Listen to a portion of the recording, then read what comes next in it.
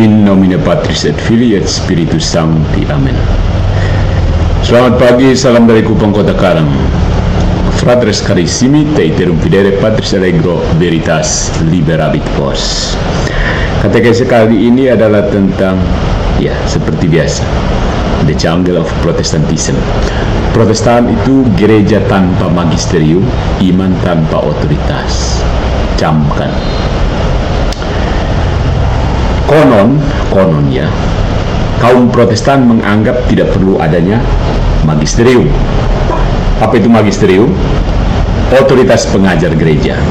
Ya, mereka berpendapat bahwa cukup hanya mengandalkan Alkitab. Slogan mereka begitu menarik ya, sola scriptura. Wow. Tapi menarik yang menipu sebenarnya. Sebab saat mereka menolak magisterium, sebenarnya mereka tidak menolak otoritas, melainkan hanya mengganti sumber otoritas tersebut dari gereja menjadi ke diri sendiri. That's it. Sejak Romo Martin menyatakan bahwa setiap orang dapat menafsirkan Alkitab, sejarah menunjukkan bahwa pintu Babel terbuka lebar. Ribuan tafsir dan puluhan ribu denominasi muncul. Ada berapa denom ya, teman-teman Protestan? Kita semua bingung berapa denom Protestan, bukan? Protestan sendiri bingung, apalagi kami yang bukan Protestan. Setiap pendeta seakan menjadi paus di mimbar YouTube pribadinya. Setiap sekolah teologi menjadi Vatikan lokal dengan dogma masing-masing. Ironinya, mereka menentang gereja Katolik karena takut otoritas, tetapi lalu menciptakan ribuan otoritas baru yang saling bertentangan. Amati saja perdebatan mereka seputar salib. Apa itu magisterium ya, saudara-saudari? Dan mengapa tanpa magisterium kebenaran hancur, berantakan, berkeping-keping? Kata magisterium itu berasal dari bahasa Latin, magister. Magister itu artinya guru. That's it, sederhana. Magisterium artinya kumpulan para guru. Tapi dalam gereja Katolik, magisterium bukan hanya sebuah lembaga akademis, melainkan warisan spiritual dari para rasul. Rasul itu the first magisterium. Otoritas ini merupakan pemberian ilahi yang dijaga oleh Roh Kudus agar gereja tetap setia kepada kebenaran Kristus. Coba lihat Yohanes bab 16 ayat 13. Lihat Yohanes 16 ayat 13. Nah, ini berbeda dengan Protestan.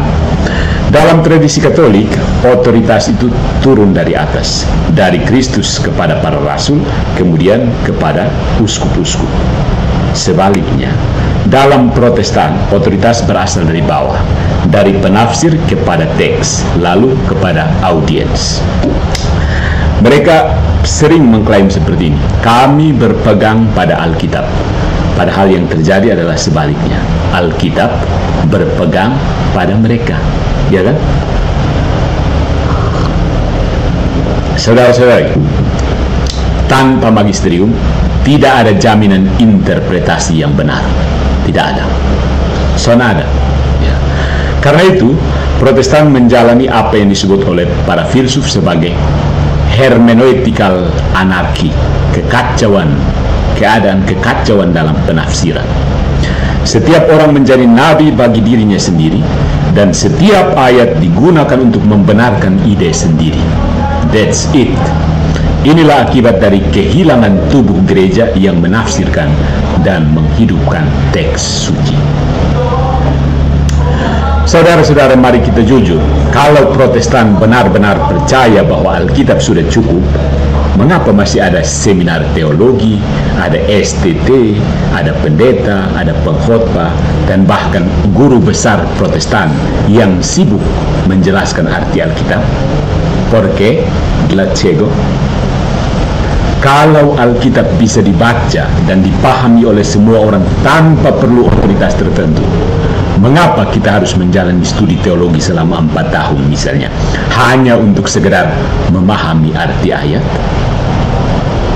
Mengapa ada ribuan tafsir Alkitab, ribuan buku eksposisi, dan ribuan gereja dengan doktrin berbeda? Padahal semuanya diklaim berasal dari Alkitab yang sama. Jawabannya memang sulit diterima, karena mereka sebenarnya tidak pernah benar-benar percaya pada sola scriptura. Ya. Mereka hanya mengganti magisterium gereja dengan magisterium pribadi. Perbedaannya, magisterium Katolik dipelihara oleh Roh Kudus, sementara magisterium Protestan dikendalikan oleh ego masing-masing. Ya kan? Coba periksa. Nah, coba lihat sekarang dunia Protestan saat ini. Ada gereja yang menolak baptisan anak, ya kan? Ada yang menganggapnya wajib, ada yang menolaknya. Ya. Ada yang percaya Ekaristi hanya simbol, dan ada yang yakin Kristus hadir secara nyata. Ada yang berkhotbah bahwa Yesus bukan anak Allah, dan ada yang bersumpah bahwa Dia satu hakikat dengan Bapa. Ada yang mengatakan Dia itu hanya ciptaan tertinggi yang sulung di antara segala ciptaan. Semua didasarkan pada Alkitab yang sama. Jelas bahwa sola scriptura tidak menciptakan kesatuan, melainkan fragmentasi. Jadi fragmentasi Protestan itu bukan kecelakaan, itu memang konsekuensi logis dari sola scriptura. Kalau Roh Kudus benar-benar bertindak langsung tanpa gereja, seharusnya Dia tidak menimbulkan kekacauan sebesar ini. Protestan pasti mati-matian bilang, bukan, itu tidak kacau apa, orang lihat jelas-jelas. Ya. Sebaliknya, saudara-saudari, gereja Katolik yang dikenal sebagai penuh aturan tetap teguh dan satu pengakuan iman selama 2 milenium. Ya. Doktrin, sakramen, dan iman tetap konsisten dari Petrus hingga Leo ke-14. Ini menandakan kehadiran roh kebenaran, bukan keramaian tafsir yang saling meniadakan, yang kemudian dianggap oleh MBM sebagai kemewahan Protestan, mewah dari Hong Kong.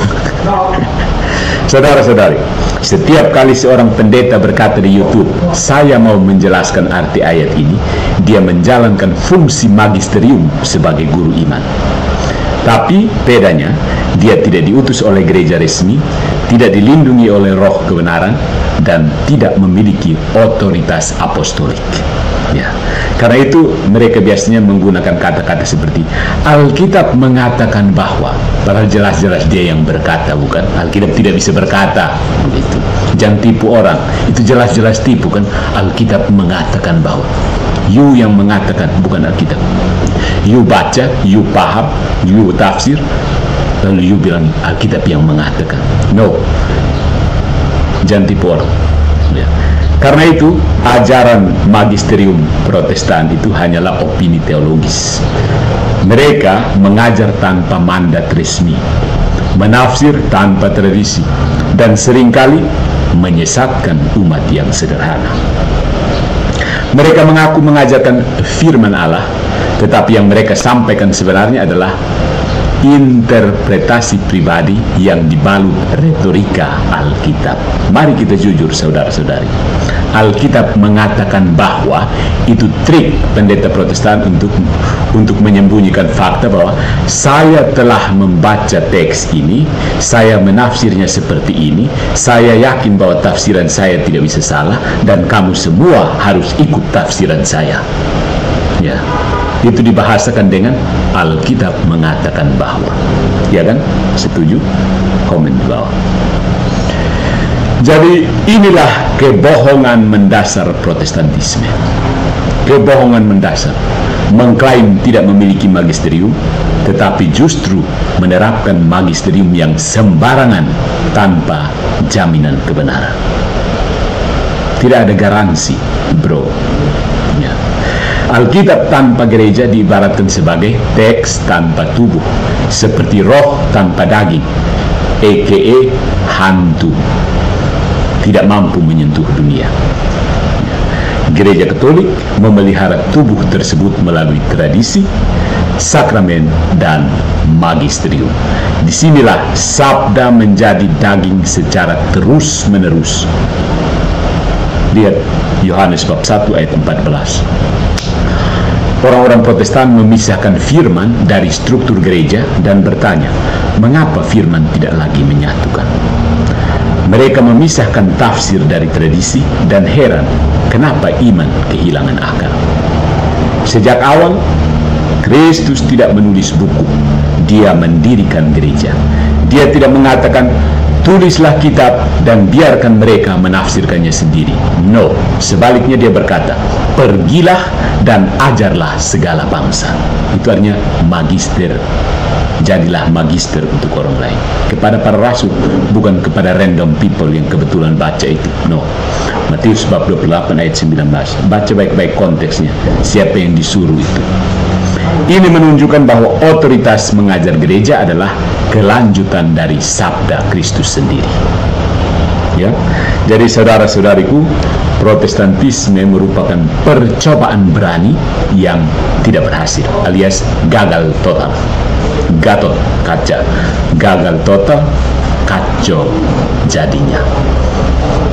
Protestan berusaha mengganti gereja dengan buku, mengganti tradisi dengan tafsir pribadi, dan mengganti magisterium dengan pendapat sendiri. Ya. Akibatnya muncul fragmentasi rohani yang terus menerus. Ya. Terakhir kan ada split di Anglikan kan, Protestan Inggris itu.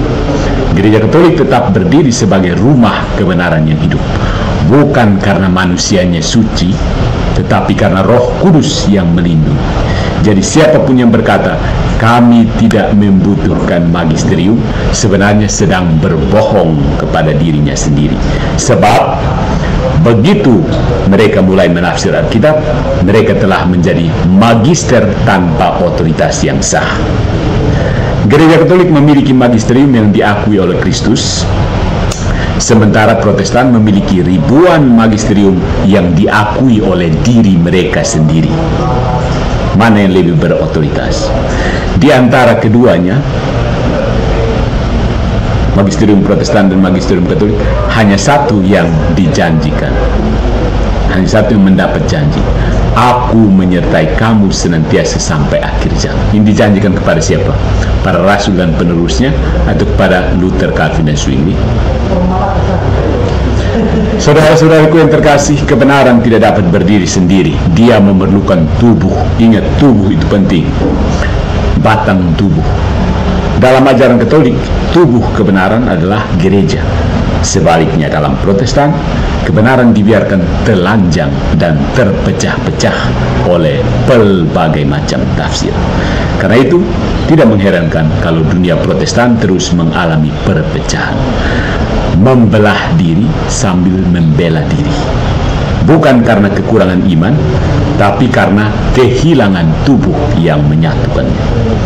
Dan tubuh itu, apapun pendapatnya, disukai atau dibenci, tetap dikenal sebagai gereja Katolik. Satu, kudus, Katolik, dan apostolik. Jadi, keep calm and stay away from Protestantism. Kembalilah ke gereja yang satu, kudus, Katolik, dan apostolik. Pemimpinnya sekarang bernama Leo ke-14. Masih mau terputar di luar.